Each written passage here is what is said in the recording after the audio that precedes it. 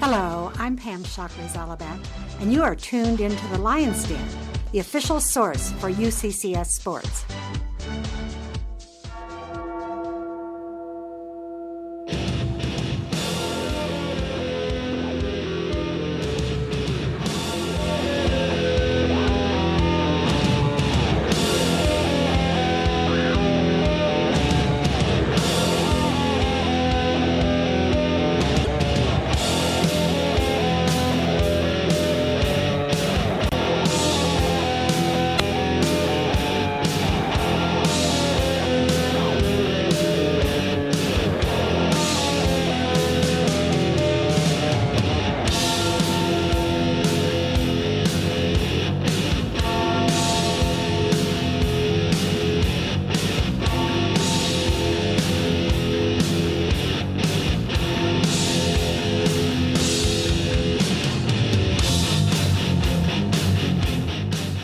Ladies and gentlemen, once again, welcome into the Lion's Den, the official source for UCCS sports. I'm the sports MC, MJR Jamandi, and I'm broadcasting live from the University of Colorado, Colorado Springs. And as always, I'm joined by my partner in crime, the melodramatic Martin Hines. How are you? I'm good, Martin. How are you? Nice adjective this morning. Always looking for something new and unique. And yes. Melodramatic just seemed to fit. So, yeah, how you doing? Good. How are you? Well, Martin, another day. It's snowing outside, or at least trying to. Yeah, I can't tell. I don't think the weather guys got that right this morning. I thought it was going to be sunny. True story. This is the earliest I've been up since the time change. And I got up and I said, oh, well, it must be dark because of the time change. And then about 9:30, I realized, well, this isn't because of the time change anymore. It's just overcast and snowy. Yeah, they said it was going to be nice this week. That's what I thought. That's not the case. I guess we can cut those guys a break as long as it gets better the rest of the week. I don't know. That Meister and his meter were a little bit off. Can I just say something? Lately, I've noticed, and I watch the KRDO. That's the channel I usually watch for news. And, well, besides the stuff that you usually see with KRDO, where they start reading they start describing a story, but they have the wrong picture up, like the wrong video footage up. That's always nice.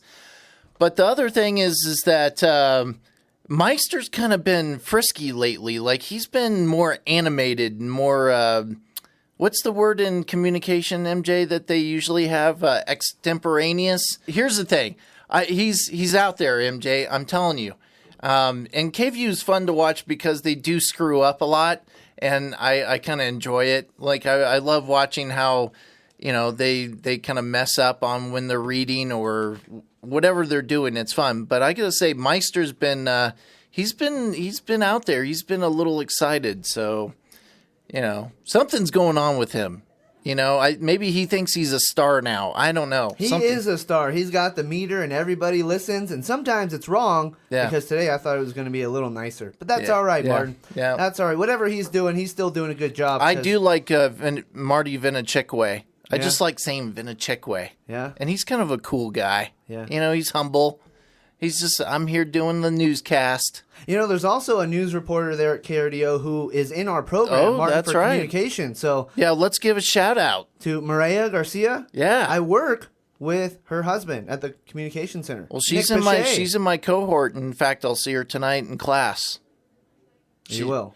Yeah, she's doing a study. Ask her what the deal is with Matt and the Meister. I do bring up quite a bit. I don't know. She's not one to talk about her fellow employees a whole lot, but very, very smart, that Maria. Yeah, she is smart. But I always ask her. I'm like, "What's up with Meister, man?" Or you could say, "What's up with Meister's meter?" Because it's wrong. The meter is definitely wrong. Meter's wrong. But that's all right, Martin. It's still going to be a nice day here at UCCS. Got a lot to talk about, as always. We had quite a bit of action over the weekend with softball, just one day, but they had a triple header. The Saturday game got canceled due to the weather. Meister was right on that one, though. They predicted it, and the games got canceled, so that's 1 for 1 with that call. He was right. And I think the girls' softball team's probably happy. They're like, yeah, let's play triple headers all the time, because they actually do pretty well. They're 6-0. on triple headers. They don't mess around in triple headers. I think that's the incentive. Hey, we don't have to play on Saturday. Yeah, so let's get all 3 of these W's so we can take the day off tomorrow. Yeah. That worked. Whatever they did, it worked. And then we got the golf team was in action in where? Texas. Austin, That's yeah. right, for the St. Edwards. You have a lot of ties there. You're from Austin. Your middle name's Edward. They played at the St. Edwards Invitational. I think that's a stretch. Well, I think there's always a connection when connections. Okay. Yeah, it's kind of like looking at the similarities between Lincoln and Kennedy, and they died on the same day and 100 years apart. Have and all you that. seen some of those things? It is very odd. Yeah. Yeah. It's kind of like that. Not quite, but a little bit like that. That's right, Martin. And then, of course, we got the NCAA National Championships for track and field. To talk about that, though, God bless them. They're running their little hearts out. always, Martin, always. Well, we got some great guests to come talk about that. And Luke Dakin and Rob Scrivner. And they got a lot to talk about, not just with the tournament, but that was the National Championships. I mean, that's big time that's news. big time. That's right. In Let me tell you, Birmingham, Alabama. The thing is, if you look at it, right? I mean, they're the ones that are so far of the sports we've had who are going to the NCAA. So, I mean, we got close with a lot of teams, but I mean, it's big to go to the NCAA tournament. Absolutely. And we got another team that was close. They didn't quite make it.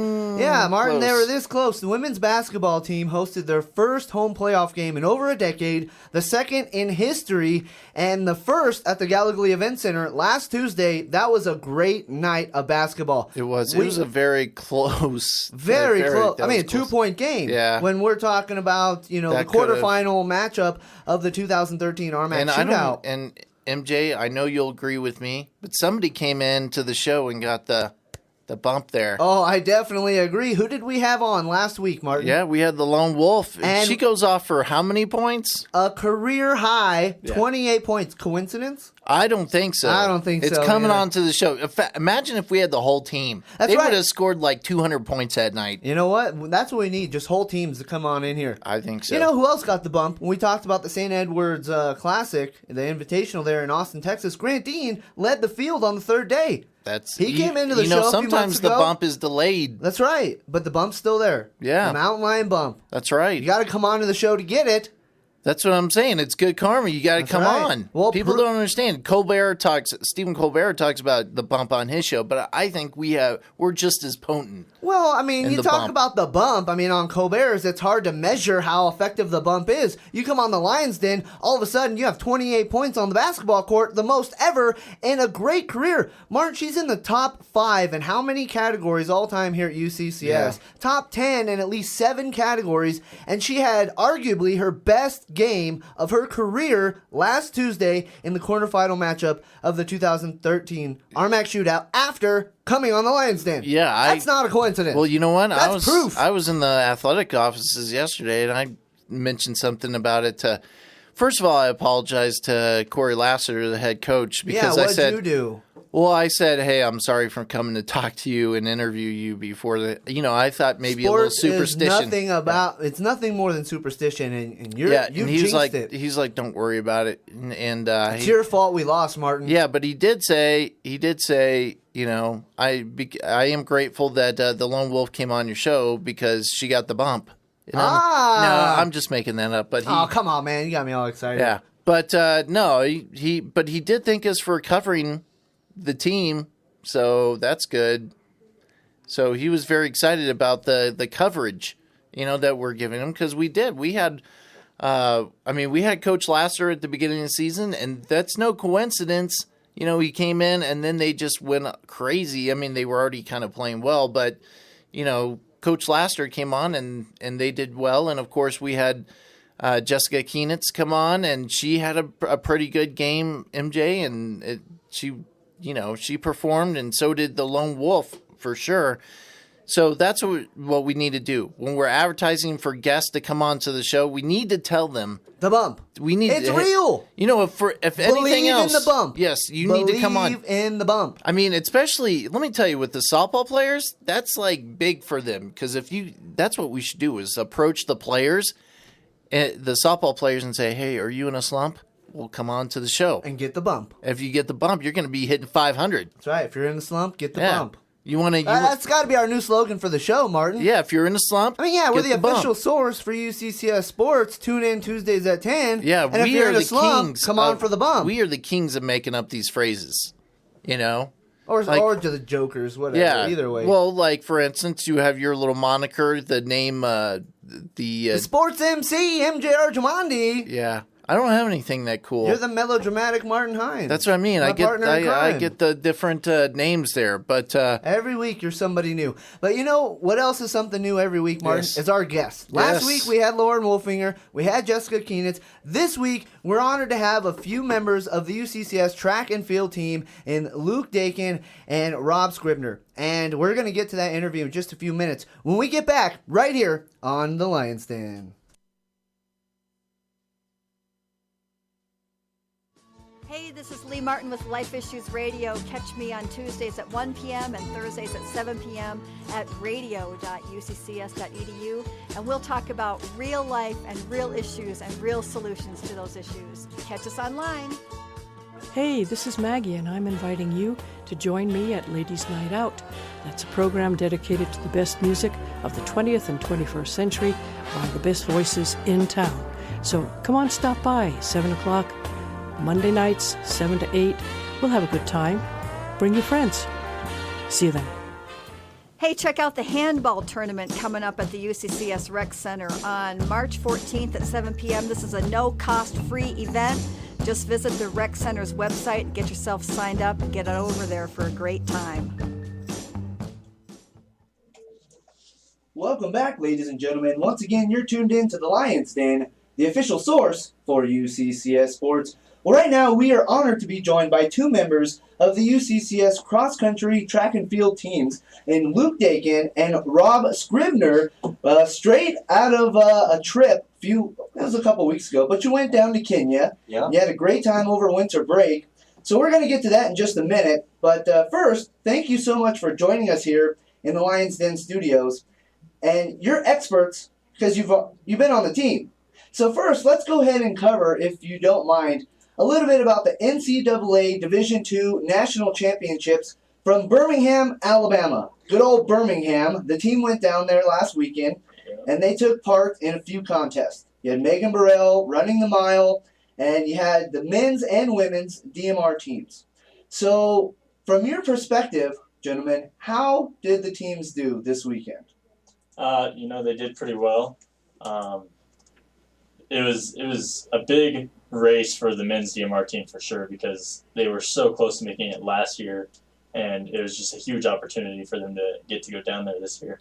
So I'll let Luke talk about how they actually did when they were there. How did they do, Luke? Well, they did great. Yeah, it was, it's so rare that we have distance runners make it to the indoor national championships. So to have both our men and women DMR make it was huge. And for Megan to go in the mile, Megan ran great. She ran 4:55, which is blazing. That's ridiculously fast. It's pretty good. I could barely run half a mile in that amount of time. That's pretty good.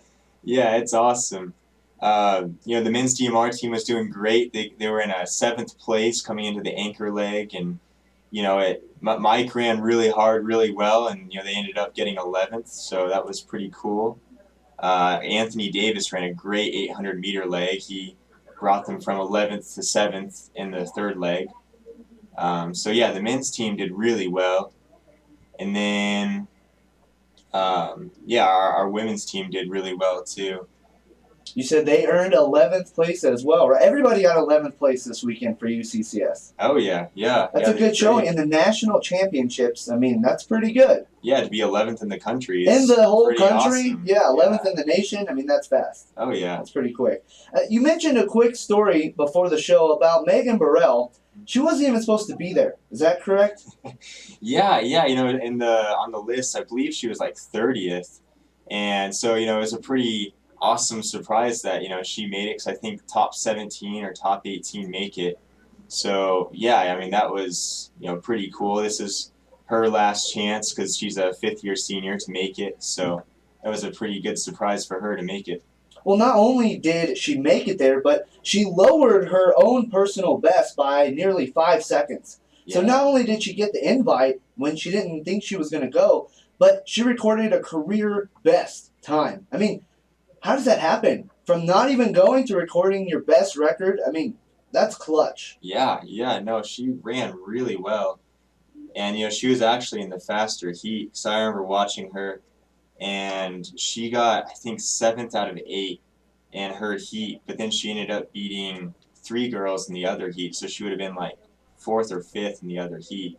So she ran really well against a really strong field. Wow, that's impressive. Well, congratulations to Megan Burrell, as well as the women's DMR team and the men's DMR team. Excellent job down there in lovely Birmingham, Alabama. But you two gentlemen went on another trip. Not this past weekend, but a few months ago, you went to Kenya. Yeah. Now, what was the reason, first and foremost, for this trip to Kenya? Because there's a lot of great things that happened on this trip and came about as a result of this trip. So first and foremost, how did this even happen? Why did you go to Kenya? What was the point of that trip to Kenya over winter break? Well, so the NCAA allows each coach to take their program out of the country for a trip once every 4 years. So Coach Mish came to us and said, hey, if you guys are interested, I was thinking about either going to Kenya or New Zealand. Would you guys be interested in going? And I think most of us said, hey, I think, we would be really interested in going to Kenya just because so many great Kenyan runners have, been on the national scene. And it's such an amazing place for a runner to go to. It's just a place that a runner always dreams of going to. So a couple of us actually signed up and we ended up going to Kenya. How many of you went on this trip to Kenya? Well, so 3 UCCS runners went, Coach Mish, and then 2 runners from the University of Michigan went. And they were just friends with Coach back when he lived in Michigan. And so what happened? You get there, you get off the plane, right there in Kenya. What was the trip like? What did you do? And what was your day-to-day like when you were on this trip? And how long were you there? Well, it's actually kind of funny. Scrivner had never been on an airplane before this trip. First time was to Kenya? Yeah. That's a far trip. 30-hour flight. Wow. All the way through. It was rough. Wow, that's a long trip. Yeah. So how was that experience for you? It was awesome. My first flight was like 3 or 4 hours probably. So I eased into it a little bit, but it was fun. Some nausea there? Yeah. A little bit. The takeoff and landing is a little rough. Yeah. So when you get to Kenya, what happened there? What did you do? How did you proceed with your I don't want to say vacation, but your trip to Kenya? How did you proceed? Well, so we spent we spent the night, we stayed at this orphanage, and so we spent a lot of our time just hanging out with the kids. We spent most of our days just living out our day-to-day lives as they live out their lives. And then in the mornings, we actually had 2 runners who were the captains of this athletic club called the Chepkero Athletic Club. And they would come and take us on runs through the village and, out on the countryside. And so that's what we do every morning. And then we'd come back, eat breakfast with the kids, hang out with the kids. They, they would just go outside and play all day because it's their winter break. And so we'd get to spend a lot of time with them playing soccer and all kinds of cool stuff. And then, we basically, it depended on the day. Every day was an adventure in Kenya. But that was kind of an average day, just hanging out with the kids. And I bet they had a lot of fun, and it sounds like you had a lot of fun as well. How long was your trip there to Kenya? It's about 2.5 weeks. Oh, wow. That's a pretty lengthy trip during your winter break. Yeah. It's obviously 2 days of travel on either end, so you got to make it count. Right, absolutely. And for Rob, spending 30 hours on a plane for the first time, I bet he was excited to get off that plane and have some fun there in Kenya. I wasn't ready to get back on any planes for at least 2.5 weeks. I can understand that. So there was a lot of other interesting things that happened there in Kenya, which have resulted in some amazing things back here at UCCS. So you took part in, you were there at the orphanage, you said, and you met some people, and you started learning a little bit about how things operate there in Kenya. And so they're having a hard time there in Kenya with their schooling system. Is that right? It sounded like they were at a lack of teachers Mm-hmm. for the classes. The classes were very overcrowded, and as a result, the students weren't getting the kind of information and knowledge that they needed to proceed. So, what happened there that really turned things around? Oh, well, it's hard to describe. This new headmaster took over a couple years ago, and he was actually able to get a little bit of private funding from, I believe it was a Danish group. Yeah.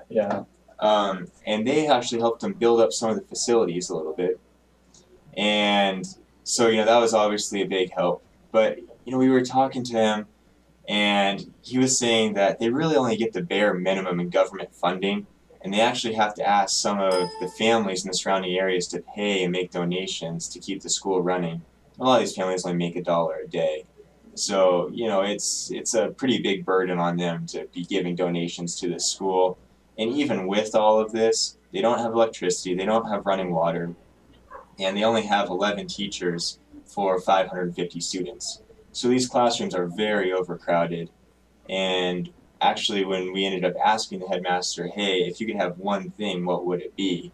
He ended up saying, we would like to hire about 7 more teachers to bring the student-teacher ratio down to 30-1. Above water, above electricity, they want more teachers. Right. To educate the youth in Kenya. So that's what he said he wanted, was some more teachers. Yeah, because, right now a lot of the kids just get left behind in these huge class sizes. So what happened then? Because you asked him this question, and now, lo and behold, you have a fundraiser, and you're trying to raise money in an effort to help them in Kenya. So how did that actually come to be? How did that happen? How did we get the idea for the fundraiser? Yeah, I mean, because you're there talking with a headmaster, and he expresses that they need more teachers.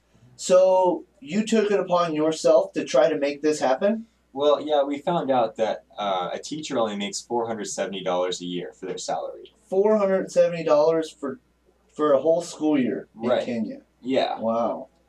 So we were kind of doing the math on it, and we said, hey, 7 new teachers at $470 a year, we could go back and do a fundraiser for that. If these kids really need that, yeah, we could do that.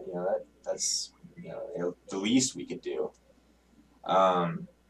So we got back, and we hadn't really had any ideas about how to go about the fundraiser yet. We had kind of just decided, hey, we got to raise $4,000, get these kids some help. And then we were all pretty jet lagged when we got back, so we were all waking up at about 3 in the morning every day. And we had a 7 a.m. team meeting. And so one day at 3 a.m. we were all bouncing around phone calls and emails, and we were bouncing around ideas about how we could fundraise $4,000.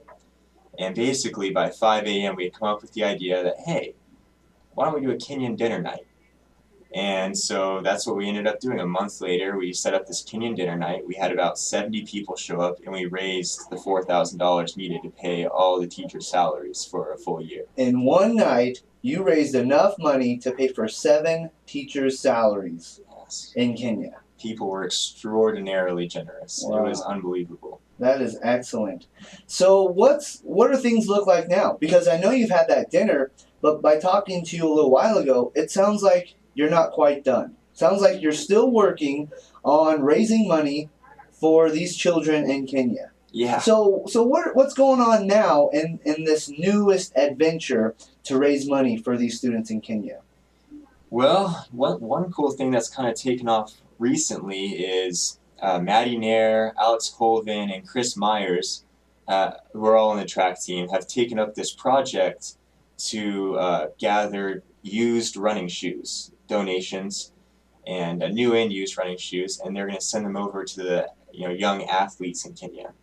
And the reason for this is running is just such a big part of the culture there, and it's really important to these young people that they be able to run, because for a lot of them it's their only chance of getting a scholarship to go on to college. And it's crucial that they be able to run for some of these people. And most of their running shoes are 2 years old, very beat up, so they really need new running shoes. So these 3 members of our track team said, hey, we have pretty decent running shoes that are lightly used. Why don't we just gather them? And I think as of now, they already have 30 new running shoes lined up to send over to these young people, and a bunch of used running shoes. And they have an agreement with Runners Roost Sports, which is downtown off of Tejon, and they're accepting donations for used or new running shoes. And then, we'll take them and send them over to Kenya to the Chef Caro Athletic Club. So for the millions and millions of listening Lions out there listening right now, you can go on Tejon. What's the name of this place again? Runners Roost Sports. Runners Roost Sports, and donate any new or used running shoes, and that'll be sent to Kenya to help rebuild some of the running lineage, we'll say, because as you said, it's a very predominant aspect of their culture, running and being able to run, and as you mentioned, that's how some of them get ahead. That's how they get to college, get scholarships, and continue their education. So a big part of what they do in Kenya is running, and they don't have the equipment to do that properly right now. Right. So go and donate. And Yes. what else can the millions and millions of listening Lions out there do? What else can they do to help? For those listening that want to help make a difference, what can we advise them to do? Well, for those interested, we're also setting up a UCCS to Kenya teacher exchange program. So for any UCCS student or alumni, or even people who don't even go to UCCS at the moment, we are setting up an exchange program where you can go over to Kenya and teach for either 2 weeks, 4 weeks, or 3 months. And we are taking care of everything except for the plane ticket. And so you go over there, you hang out at the orphanage, you stay with the kids, and then you go and you're a teacher's assistant at the Cheptegei primary school, and you participate in, sports, dramas, you help the kids out. And so if that's one way you would like to get involved. And you set this up? Rob and I and, several other members of our team set this up. Why? What is the reason? I'm not questioning your motives or anything. I think this is amazing, but what compelled you to take this project on? Because nobody came to you and said, guys, we really want you to do this and really help build some of these schools up in Kenya. So what happened? What was the thought process that went on to say, hey, we can make a difference, so let's make a difference? How did that happen?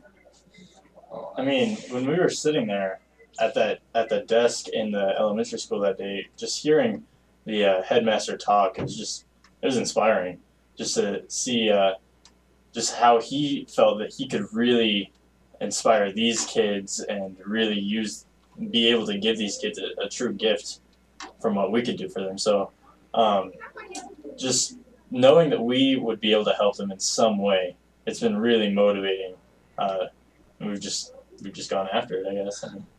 Well, I think that is an awesome thing that you guys are doing. It's great that you're a part of UCCS athletics, but clearly going above and beyond. When we talk about community service projects, you're helping to rebuild schools in Kenya. This is a project that's going to last a lifetime, at least as far as the benefits that are brought.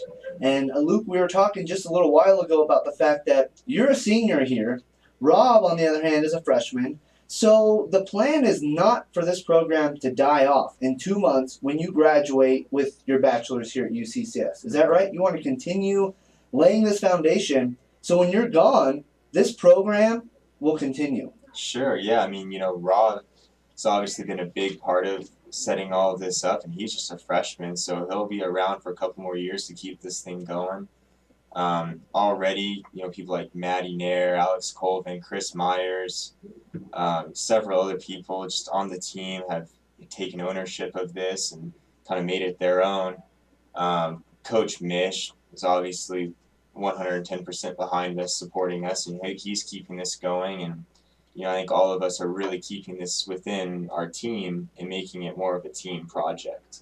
Well, again, I think that is phenomenal what you guys are doing, and it sounds like I've heard you're in the works for another fundraising activity. Is that right? You don't know what it's going to be quite yet, but you want to do something else to raise even more money. Because you already met your goal with the dinner that you had. You made enough money to pay for those 7 teachers, but that's not enough, right? Right. And we'll get to the rest of that interview in just a moment right here on the Lions Den when we get back from break.